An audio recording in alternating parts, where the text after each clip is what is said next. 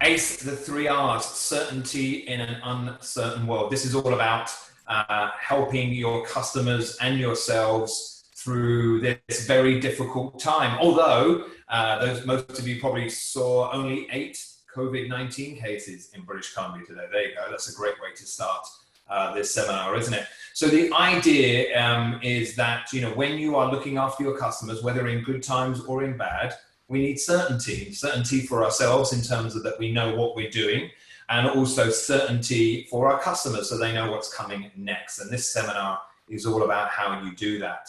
So this is part of the Gustavson School of Business Service Leadership Program. We offer a service leadership program to help organizations be the very best they can be in terms of leadership in their chosen industry. And leadership extends to also looking after each other as well. How do we treat our colleagues like our customers as well, which I think is even more important, isn't it, in this world. I've just got a COVID-19 haircut. I don't know if anyone can see, but my wife cut my hair.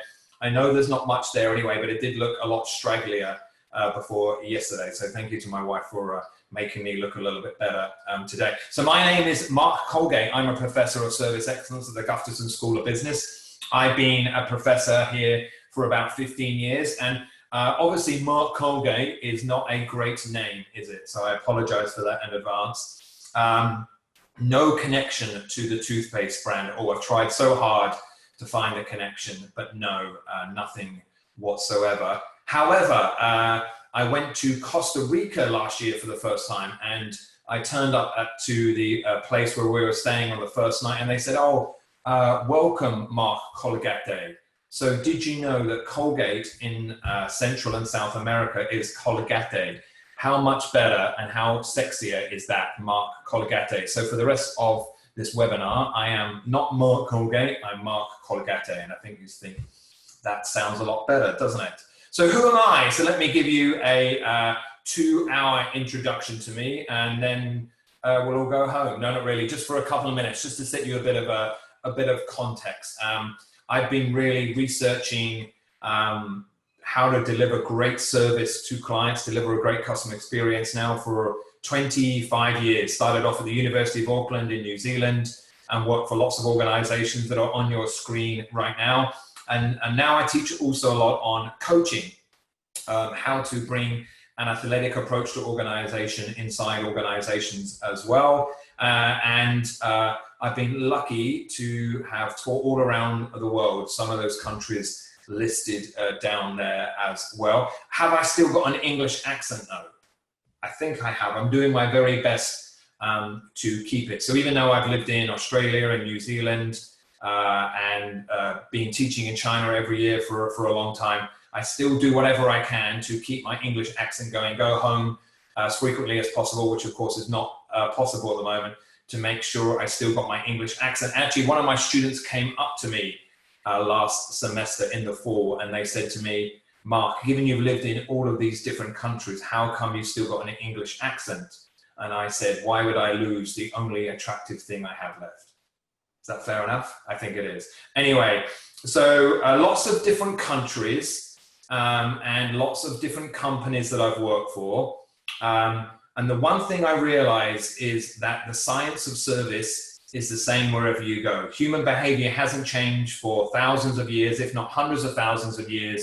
And I think COVID-19 has shown that, hasn't it? One of the oldest principles is the scarcity principle. People always want more of what they can have less of. And our access to toilet rolls was being denied, doesn't it? And we went crazy. So all of us have garages full of toilet rolls that we don't need. And that's how human behavior hasn't changed at all. And that's exactly what we're doing today. What is it that customers want? What is quality in the eyes of the customer? And how can we always deliver that? Now, the real reason that I'm doing this webinar, though, is that I managed to escape being a professor for 3 years. I managed to step away from the University of Victoria because I was offered an opportunity to work for Commonwealth Bank of Australia. They are the 10th largest bank in the world, 50,000 employees, and they were the worst bank in customer service, and they wanted to be the best. So I left the University of Victoria for 3 years, and was the general manager for customer satisfaction. And obviously, anytime a professor can practice what they preach, I think they should take that opportunity. So I got the opportunity to help Commonwealth Bank move to the best bank in Australia, the largest bank in Australia, being the best bank in Australia for customer service. So as you can see down here, they were the worst bank in Australia. They were last when I joined, and it took us a lot longer than we thought. And I stayed to 2010. And when I left, we hadn't made it to number one. We were the second bank in Australia for customer service. And then, as you can see, customer satisfaction went down for a year. Mark's gone. And they cried for a year. But then they doubled down on everything we put in place. And they became number one in 2012. And look, I got it to burst through the graph there. And they have been, and you can go online and look, Roy Morgan customer satisfaction. They've been the number one bank in Australia now for 8 years in a row. And that's really what today is also about. What were the lessons from stepping out of academia, taking the science with me and applying it to a major organization and seeing what worked and what didn't work, and some of the results that I would like to share with you today. So welcome everyone. Thank you for joining. So what is this about? This is about quality in the eyes of a customer. It doesn't matter if we think we're doing a fantastic job, only if the customer thinks we are doing a great job.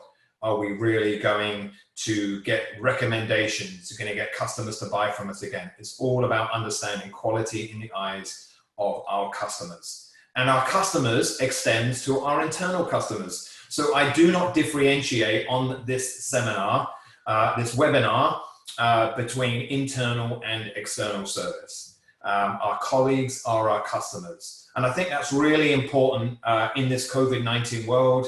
Now that we're all working remotely, that we'll all think a little bit more carefully in terms of, oops, sorry about that. We're all working a little bit more carefully. I've got 3 kids in my house as well, and that's FaceTime coming through, so I apologize for that. We're all working a little bit more diligently in terms of how we can deliver better service to our internal customers as well, particularly in this new environment of, maybe working on Zoom, being a little bit more on tiptoes about what is quality in their eyes as well. So everything we do today applies equally to providing them with a great experience as well. And not only is that important in terms of, that's our role, is to deliver great quality service to each other, but also it builds that service culture, doesn't it? If we're looking after each other, if we're on tiptoe serving each other, then we're much more likely to pass it on to our final customer, aren't we? If we're not looking after each other, not only do they not have the tools and the techniques to be able to look after their customers, but also we haven't created the culture where it's about world-class customer service as well. Now, some people say that the customer is king, that the customer is the most important thing. But I don't believe that to be the case. First of all, if we say customer is king and the customer is always right, that puts the customer up here and us down here, doesn't it? But we want employees and customers to be equally important. I love what Ritz-Carlton say, which is, ladies and gentlemen serving ladies and gentlemen. We are professionals serving customers, and we are as important as them. But really the most important thing is not the customer, it's consistency. Really what we're aiming to deliver and design in our organization is consistent, excellent experience. Not one employee doing a great job or one team doing a great job, but everyone in that team and every team doing a great job. And that means building a service system, so that you always know that every employee is up to the challenge of delivering great service every single day. So sitting on the throne of customer service is not the customer, it's consistency. And that's what we're shooting for at the moment. And COVID-19 makes that even more crucial, doesn't it? Our ability to continually provide a great experience for our customers in this uncertain world becomes even more important. And we'll talk about how you do that in this environment. So this is all based on my book, which is sitting there, The Science of Service. Feel free to email me after this. I might be able to get you a copy of this book as well.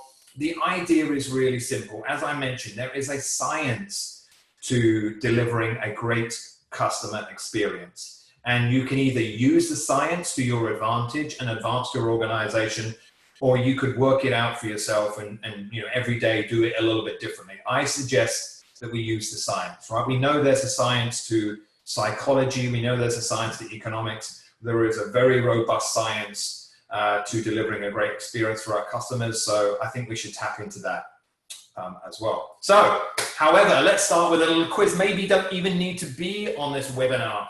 So I've got a 5-question customer service quiz, which is all based on the science of service. And so I would like you to tackle each question. Now, I'll go through each question and then the question will pop up on your screen and I'd like you to answer it.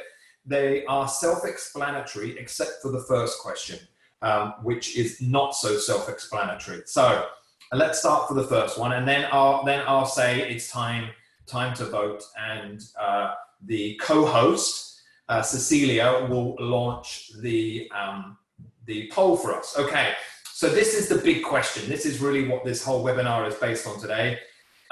40 years of customer service and quality in the eyes of the customer has suggested that there is a consistency in terms of what customers want from an experience. And they can be broken down into the 3 R's. So first of all, how amazing is that we can collapse all of quality in the eyes of the customer into the 3 R's. But the other amazing thing the science has shown is that they come in the same order of importance. In any industry, in any country, generally they are the same importance. One of them is the most important, one of them is the second, and one of them is the third, the least important of the 3. Now, they're all important, but they do come in an order, and we'll explore that a little bit more in a minute. Now, let me, before we bring up the polling question, let me take A as the example and briefly explain what the 3 R's are, and then you get to vote which one indicates their level of importance. So let's take A. Relationships is listening to customers very carefully, personalizing the experience towards them, giving them your full attention. The warmth and wonder of the human conversation, whether it's on Zoom, whether it's through live chat, whether it's in a call center, or whether it's face-to-face, that personalization is absolutely critical. Responsiveness is speed and efficiency, reducing customer effort. How quickly you respond to inquiries, how easy you make it for customers to do business with you is absolutely crucial. And then reliability. Reliability is about being dependable, having the right knowledge, being accurate. And then also a major part of reliability is handling problems. When a customer has a problem, whether they've created that problem for themselves or whether you created that problem, how well you handle that problem is a huge part of reliability. Okay, so let's launch the poll. Which one indicates the right order? Is A, suggests that relationships is the most important, then responsiveness, then reliability. Whoa, look at that. So when we get to about 30 seconds, we'll cut it off. 57 people. Wow, you are good at voting, everyone. 75% of people have voted. Keep going, 5 more seconds. Okay, so if you can end the poll and release the results, brilliant. So, and C was the right answer. So 32% of you got it right. All the science shows that reliability is the most important thing. If you are not dependable, if you don't have the right knowledge to answer questions, customers' questions accurately, if you can't keep your promises, then the other 2 R's just don't matter. And then why is responsiveness more important than relationships? Well, if you ask customers, what would you prefer? Someone who is warm and friendly but not very efficient, or someone who is very efficient and not very friendly? They will always choose responsiveness over relationships. So again, let's use a simple example. You go to see a doctor. In this COVID-19 world, we see a doctor online and they've got a great bedside manner. They're warm and friendly and they build a relationship with you. And they're responsive. You don't have to wait long to see them. And then they misdiagnose you. Oops. something's not quite right. What about a professor at the University of Victoria? They're super friendly and they're a very friendly professor, and they always respond to your email inquiries or questions that you have, but then their content stinks, right? And you don't learn anything from them. Something's missing, isn't it? Reliability is always the most important R, then responsiveness, then relationship. How powerful is that to know that? It's a great way to start your organization. Okay, if we can get rid of that poll and we'll move on to the next question. Okay, I'll move that away. There you go. Okay, so the second quiz question is recommendations. All of us want a customer to recommend us, don't they? We need customers to tell other customers how good our business is. But the science shows that one thing in particular drives a recommendation. Is it A, when you use the customer's name and they like that, so they'll recommend you. B, they are satisfied or very satisfied with the experience they have with you as an organization. C, you give them a free gift, a little cuddly toy, a little UVic bunny. Oh, we don't give those out anymore, oops. Or D, only when they think the service is excellent. So if you can run the second poll, that would be great. Wow, you are super good at voting, far better than my students. It's probably because they're asleep at this stage. So you're doing an awesome job. Thank you so much. Maybe 5 more seconds, and brilliant, that will do. Thank you so much. So yes, you are on fire. D is the right answer, only when the service is excellent. Satisfaction gets you nowhere, and we'll look at that in a minute. Okay, so let me go through question number 3. So what form of leadership action is most likely to lead to an employee's best day at work? This may be my favorite question of the 5. I don't know, I've got a lot of ones that I love in these 5. So in this research here, they collected 10,000 diary entries of people who worked on the front line and asked them, what led to your best day at work? And then they went through these 10,000 diary entries, and one of these 4 things led to an employee's best day at work.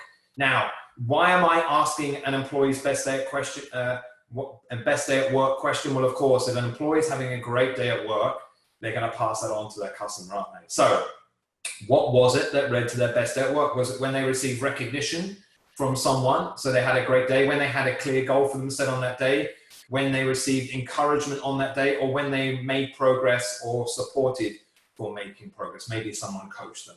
Maybe, so launch poll number 3, please. So what do you think? Yeah, this one's a little bit harder, isn't it, huh? This one is a little bit harder. Which one do you think leads to, hey, everyone's cheating here. Now, so anyway, brilliant, you can stop the poll. Brilliant. So D is the right answer. You've seen me present before, all of you, haven't you? So this is amazing, because generally people screw this one up for sure. So here we go. Let's look at the so I said all of this was based on science. Let's have a look. So when they went through these 10,000 diary entries, 76% of these diary entries on employees' best days at work, 76% of them, somewhere in their diary entry, the employee wrote a feeling of progress. How amazing is that? So when an employee feels like maybe they've got feedback so they can make progress, someone shows them that they made progress, maybe they've identified how they're better at serving the customer now, that is a fantastic day at work. That is in our control, isn't it? Our ability to help employees make progress, help each other make progress, is a great way for each of us to have a great day at work, and we all need this in the COVID-19 world, don't we? So I really like you to think about how can we help each other and ourselves make progress, because that really does lead to a great day at work, and we're going to pass that on to our customers. Okay, quiz question number 4. When customers complain, what do they want? So the science of customer complaint handling suggests that one of these things is more important than the other. Is it A, a customer who complains always wants to speak to a manager? Is that the most important thing? B, they always want a refund or an apology or whatever. They want the right outcome. C, they just want someone to listen to them. and to hear them out, or C, is fairness or equity the most important thing? So launch poll number 4, please. So what do you think leads to great handling of customer complaints? And at the Gustavson School of Business, we have the preeminent scholar on handling customer complaints and customer problems, and that's Dr. Steve Tax. So this comes from his research.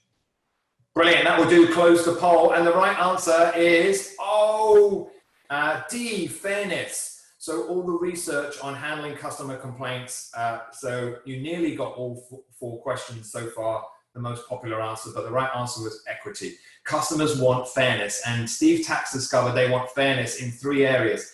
Fairness in terms of the outcome, the apology, or a refund, or whatever makes sense in that environment, but also fairness in terms of the process. You know, don't make me wait 2 weeks, don't make me speak to 6 people, but also fairness in terms of the interaction. You know, take my complaint seriously.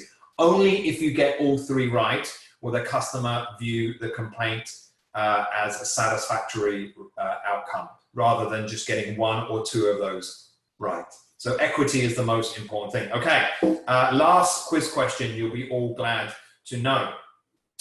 So as I said, all of this is based on human behavior. All of this webinar is based on human behavior. And social psychologists have been studying human behavior for hundreds of years, and they found something so prevalent, so dominant, they call it the golden rule of human behavior. Is it A, in a contest between the individual's personality and the situation in which you put them, the situation is the best predictor of their future behavior rather than the individual personality. So the context will drive their behavior. Is it B, have they discovered that men only have 2 emotions? C, we are hardwired to follow the crowd. So the golden rule of human behavior is that we always follow others. Or D, is the reverse of A. In a contest between the individual's personality and the situation in which you put them, it's the individual's personality that's actually the best predictor of their future behavior. So run the final poll. Final poll. What do you think? What is the golden rule of human behavior?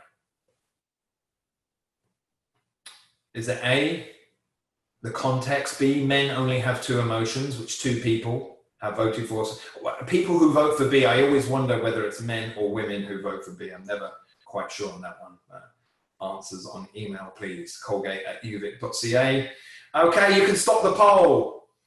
The right answer, you blew it again. Twice in a row. You messed up.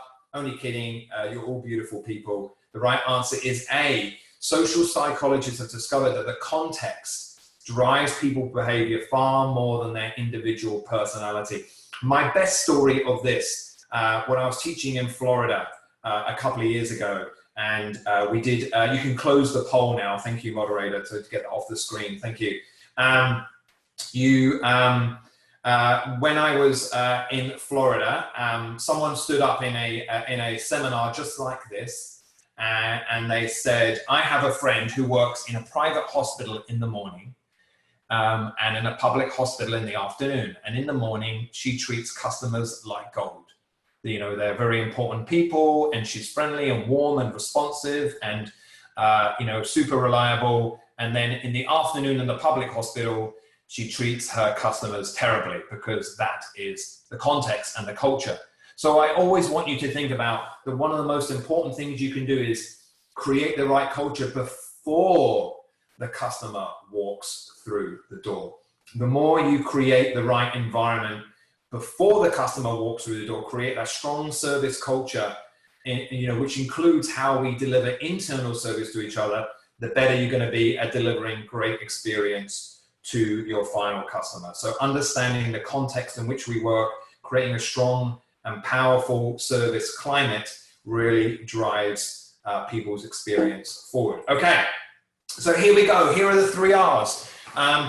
Reliability is always the most important R. We need to be dependable, accurate. Knowledge is table stakes, isn't it? If our employees don't have the right knowledge, then we're not going to make a lot of progress, are we? And so one of our jobs as leaders is to always help our employees grow their knowledge and even know other people's knowledge as well, so we can hand the customer off to the right person if we need to. And then, as I mentioned as well, and quiz question number 4, handling problems correctly. Equity and fairness are crucial. And then responsiveness. Responsiveness is the second most important R. Speed and efficiency, making it easy for the customer, reducing their effort, ready to respond. Now, cognitive control, that sounds like a fancy term, but this is the COVID-19 Uncharted Waters seminar series. And so cognitive control is really a crucial part of this webinar. Cognitive control is basically where you give customers information so they feel in control. And so a really simple example is if we send a FedEx package, often we go online and track that FedEx package. Why do we track that FedEx package? Because we want to know where it is. Is it going to reach its destination on time? Particularly if that package is important to us. That feeling of cognitive control becomes even more important. Crucially, realize that knowing where that package is utterly useless. It doesn't help the package get there at all. But giving our customers a sense of control over what's happening changes everything. Explanations, filling the blanks for customers, and we are hardwired as customers to feel in control. So I really love you to go away from today's webinar and think about, how can I give my customers more cognitive control? Explain things a little bit more carefully.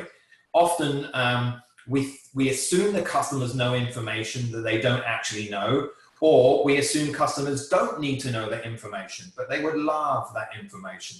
So anytime you explain things to a customers in a way they really understand what's going on and how they can be more successful and reduce anxiety and reduce stress and increase confidence, we're doing a better job. And then finally, relationship building, the warmth and wonder of the human conversation. Personalization really is the secret ingredient to relationship building. Anytime a customer feels like they have a backstage pass, you're giving them attention that other organizations aren't willing to give them, we're making a huge impact. They are the 3 R's. They are the certainty that you can provide that will enable your customers to get our experience. And how simple are they, right? There's only 3 of them. They come in a particular order. They're easy to learn, they're easy to teach, and they're easy to coach for as well. And it's almost as simple as that. Reliability, being dependable, is the base of the pyramid, then responsiveness, and then personalize the experience. Now, do you remember quiz question number 2? You very clever people. It was about recommendations. And how do you get a recommendation from one customer to another? And so this is my favorite research. This was done by Nielsen, and they surveyed 22,000 customers all over the world. And they asked them to choose an organization that they regularly do business with and rate them on a 1 to 10 scale. 1 is, I hate them. They are the worst organization in the world. 10 is, I love them. I love them so much. I would like to have children from people from this organization. And then they asked them later on in the survey, would you recommend this organization to someone that you know?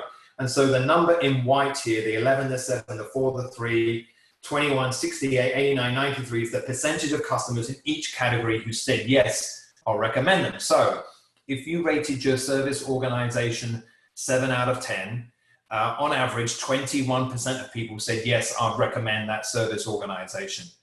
If, however, you rated your service organization 9 or 10 out of 10, 90% of people would recommend you. Look at the jump from a 7 to a 9 or a 10. How incredible is that? Satisfaction gets you nowhere. There's exponential difference from going from good in terms of customer satisfaction to great. However, it's a little bit weird, isn't it? How it goes up at the end. So basically, if you're going to be bad, you should be really bad. And you might know some organizations like that. Some people ask me, Mark, why does it go up? Why is it the worse you are, the more recommendations you get? And I think the answer is simple. We recommend companies we hate to people we hate. Okay, so here's the sweet spot. We want to be up here. But here's the really amazing thing. We can overlay the 3 R's onto this. If you're unreliable and not dependable, you're down here, aren't you? You're in that terrorist group of customers who want to snipe you at every opportunity. If you're reliable, you're around a 6 or 7 out of 10. You did what you said you were going to do. That's very nice. Thank you.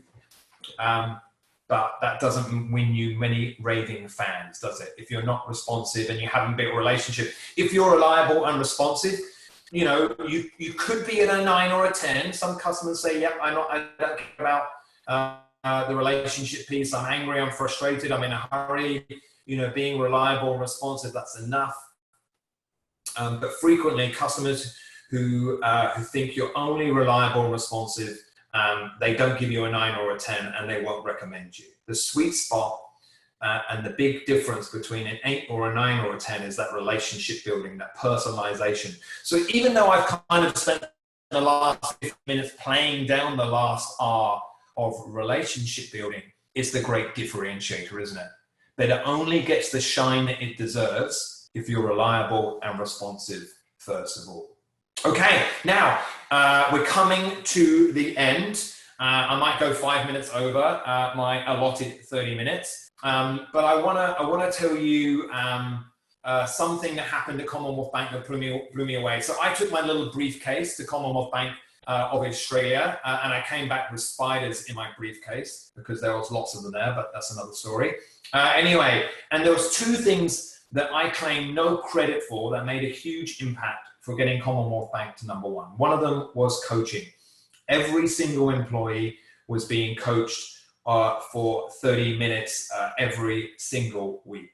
And the difference that made was incredible. And it blew me away. It blew me away so much that I wrote a book on coaching, but never mind, that's another matter. The second thing was Commonwealth Bank had just implemented the discipline of tofu.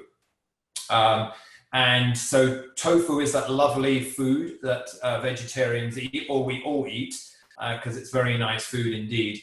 But it was actually an acronym for our service, and an acronym was taking ownership and following up. And when I got there and they just implemented this discipline, I thought, this is babyish. Like, how can this really make a difference? But wow, when 40,000 people are willing to take ownership of the customer experience and follow up when they said they were going to follow up, that's incredible. Now, I separated out the TO and the FU on the slide here. First of all, the FU in most organizations is not follow-up, is it? It's a different kind of FU. But if we take ownership there and then, we don't need to follow up, do we? But often, in many situations, we need to follow up as well. But I have separated them out, realizing that in some situations, that if we take ownership, we're done, right? Brilliant, no need for the follow-up. There are 3 parts to tofu. Number 1, where a customer has a question, an inquiry, and a problem, and you don't have the answer. But they don't want you to ping pong them around the organization. Tofu then is you go away and you solve their problem, get the answer, get the information that they need. Don't pass them off to someone else. And we do that whenever we can. And that was our mantra at Commonwealth Bank. And that discipline really drove us to number 1. Part 2 of tofu is where you have to pass the customer off to someone else. They, you know, maybe they want a home loan and you work in personal loans, you know, for car loans or for buying a boat. And so it doesn't make sense for you to serve them. So you pass them off to someone else. Tofu then is where you do the warm handover, if you can. You introduce the customer, you explain what they want rather than the customer doing it all over again. And then, and here's the really cool part, you follow up with that employee a day later and say, hey, I passed the customer off to you, how's it going? Now, frequently, you can't do the warm handover. You might have to send an email or leave a voicemail. So that follow-up becomes even more crucial. And nowhere is tofu more important than in problem handling. When a customer has a problem, a complaint, and you take ownership of that complaint and see it through to the very end, that's tofu at its very best as well. Tofu, I would argue, cuts across all 3 R's, reliability, responsiveness, and relationships. And I would argue that it's the number 1 customer service discipline every organization needs to use. So we need some certainty in an uncertain world, and our customers need it as much as we do. And our customers extends to our internal customers as well. And so anytime we are using the 3 R's to help us be more reliable, more responsive, and build a strong relationships with our internal customers, we're doing a fantastic job, and we're designing an organization that is very likely to then deliver a great customer experience to its final customers as well. So the 3 R's also gives us certainty as a leader. If you're a leader and you're listening to this webinar, it's a structure that you can use. It's easy to teach. It's easy to get your employees to understand, and it's easy for you to coach as well.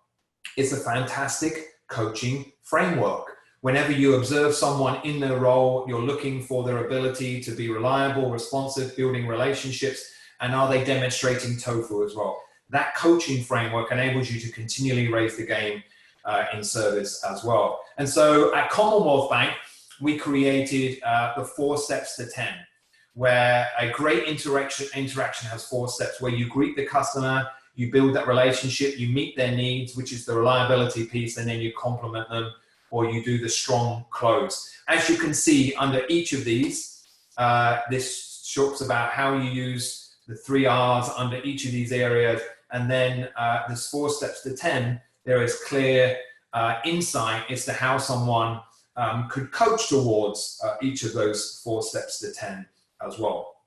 The 3 R's, the 4 steps to 10, TOEFL, they give you that structure, they give you that certainty in which you can elevate your service and elevate your employees' experience as well. So there you go. Any questions, anyone? I'm very willing to answer any questions now.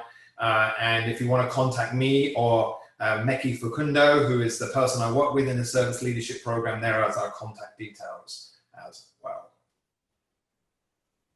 So questions at all?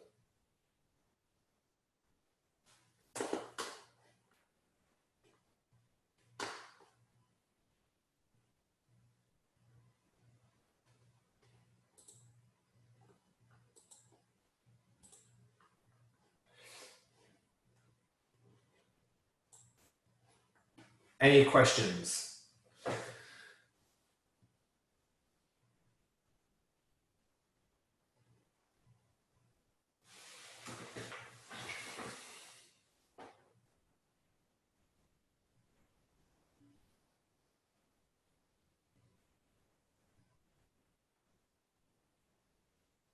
Okay, so I'm just reading through some of them. I'll answer that one. Any other ideas on cognitive control? So cognitive control is totally context driven in terms of how you give customers information.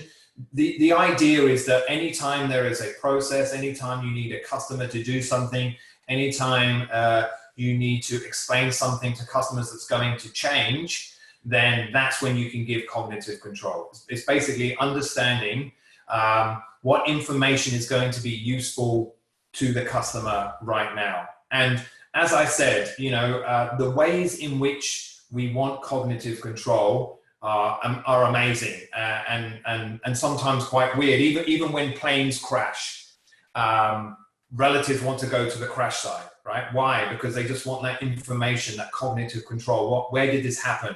Can I explain it a little bit more? So anytime we're thinking about ways of giving customers information, explanation, that puts them in control so they really understand what's going on, we're doing a better job.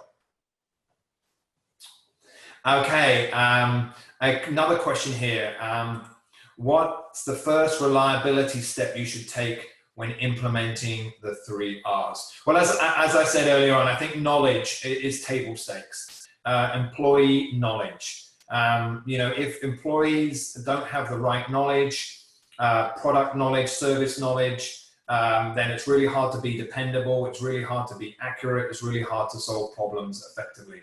I think a huge part of being reliable is continually upskilling your employees and yourself in terms of information you can provide to our customers, better ways of explaining your products or your services, better ways of explaining changes that are happening because of COVID-19 as well. So I think knowledge is table stakes as well. Michael King, where does product quality? I think product quality is just part of reliability. If you're buying a product from someone, a Nike shoe, and the shoe falls apart in a week, then you're unreliable as well. You have to now extend that reliability to your ability then to execute on that problem and that customer complaint. But I would put product quality totally under reliability as well. If you buy a product and it doesn't work, that's just the best example, isn't it, of being an unreliable organization. However, as I said, that now extends to how well you solve that problem and that complaint as well. Okay, I'll try and answer this one. This one's a little bit difficult. How do you address reliability when so much needs to change due to the health crisis? So I'm not entirely sure how to answer that one. Again, I think this one maybe goes back to the cognitive control piece. Explaining things to customers about things you can't do now that you could do before. If you're closed, how long you expect to be closed. If you're changing your hours, explaining very carefully why you're changing your hours. If you need to have social distancing, explaining that as well. If there has to be changes in your ability to deliver that service, so the reliability piece, I think it all comes down to that explanation as well. Okay, another question. Something quick and actionable to introduce to your team.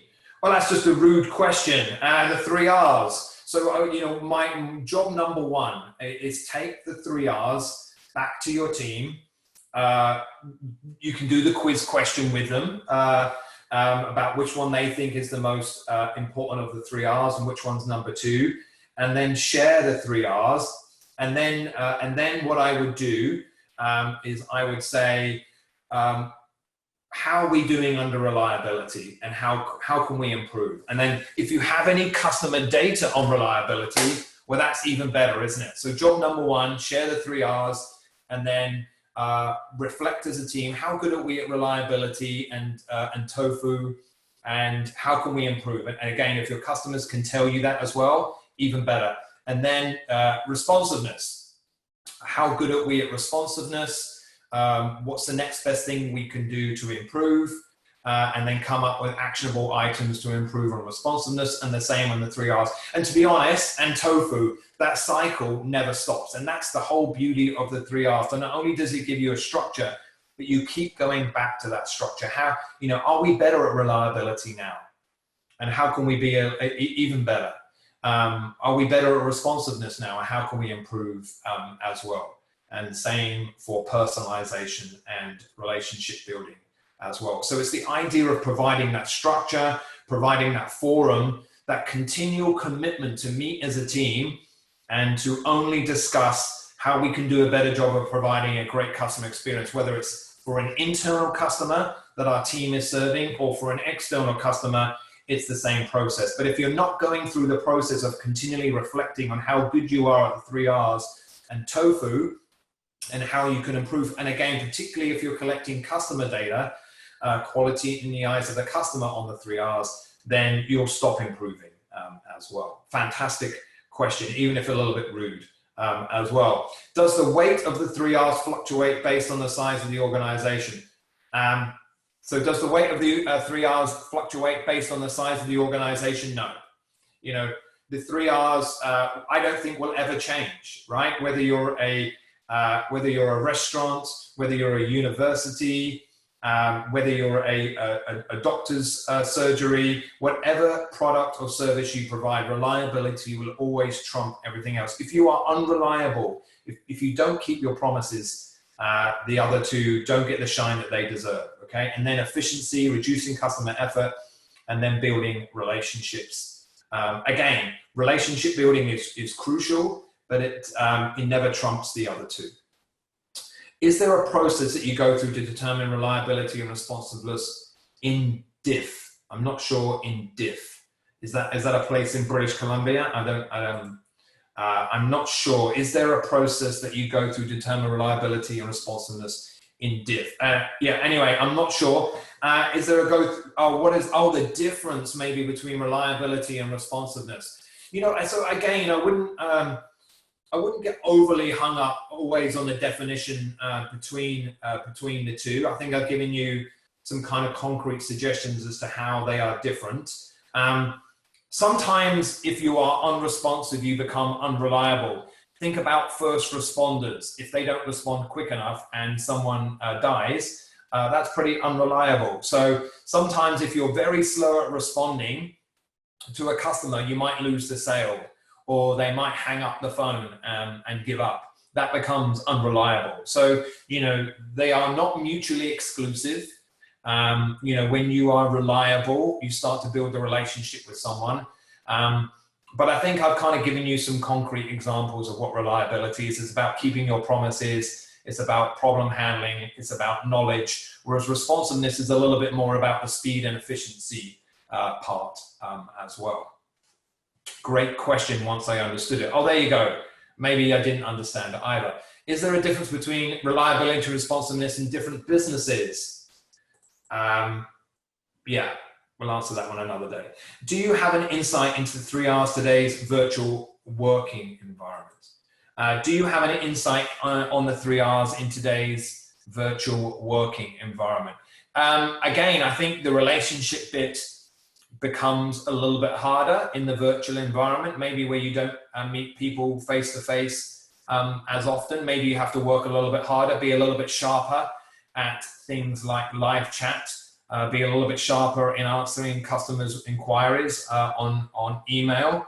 But the 3R's holds virtually as it does in the offline world as well. But again, maybe that relationship bit is a little bit harder. I mean, I think it's interesting that in North America, the most trusted organization is Amazon. And why are they the most trusted organization? Because they're ultra reliable, right? Again, they found it a little bit harder than most organizations in the COVID-19 world.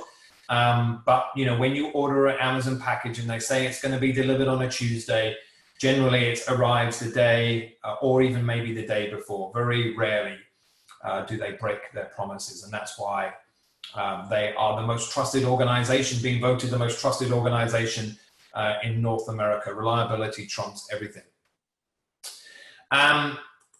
Another question.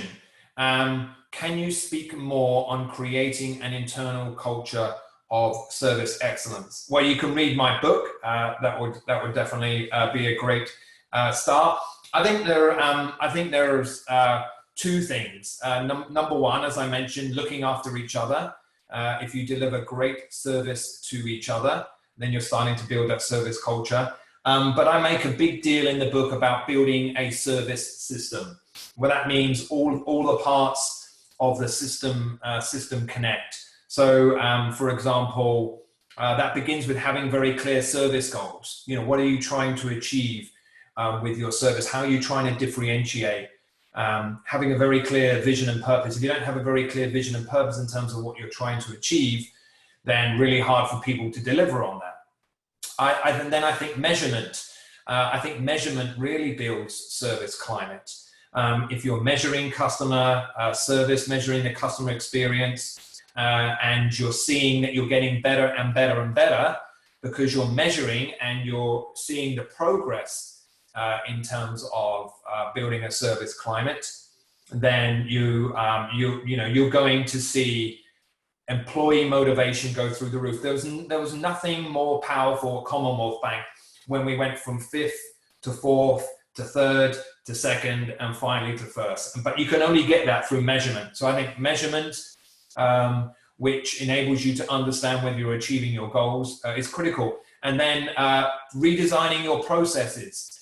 If you're getting feedback from your customers that some of your processes are inefficient and then you don't redesign them, and you don't put money into redesigning those, then I think that's also doesn't build a very strong service climate as well. Ritz-Carlton teach their employees on day one that there's nothing more exciting than finding a broken process and fixing it. Now that seems a little bit unusual. We would have thought they would teach their employees there's nothing more exciting than delivering a personalized experience, but that's not the first thing they teach them. It's all about designing great, efficient processes so the customer gets a more reliable experience. And then finally, I think building a service climate is about connecting all of this to your HR system, hiring people who are hardwired to deliver great service. When you do an employee orientation, teaching them the 3 R's. When you're doing performance reviews, linking their performance review back to high quality service. Coaching people. How powerful is it when someone turns up to coach you and gives you feedback on how to do a better job in terms of delivering a great customer experience? So I think all of those 4 things are part of a service system: having a clear vision and purpose, measuring, redesigning your processes based on that feedback, and then connecting it to everything you do on the HR side, including recognition. If you recognize employees when they do a great job at delivering service, you will build an incredible service climate. So I think all of those things, plus delivering a great experience to each other, is crucial as well. There you go, and I've answered all of your questions. I wasn't sure about how to do the live answering, so I may have screwed that one up as well. Anything else? No. Okay, so I'm done. So there you go. So my recommendations are take the 3 R's back to your team. You can always personally reflect in your own role, whether you're a leader or not. How good am I at reliability? Do I have the right knowledge? Am I always dependable? Do I always solve problems correctly? Is there anything I can do to be better at giving customers information, explaining things to give them customer cognitive control? Anything I can do to make it easier for them to receive service from me, so reduce customer effort? And what can I do to be better at personalizing the experience? Am I better at remembering their name, having great conversations with them, complimenting them when it's genuine and when it's sincere, or going first, doing things for them that are personalized and unexpected? You know, there's nothing more powerful than building a relationship when someone goes first and does something for you that moves you ahead. Brilliant. I hope that was all useful, and don't forget to tofu for the rest of the evening as well. Thank you so much.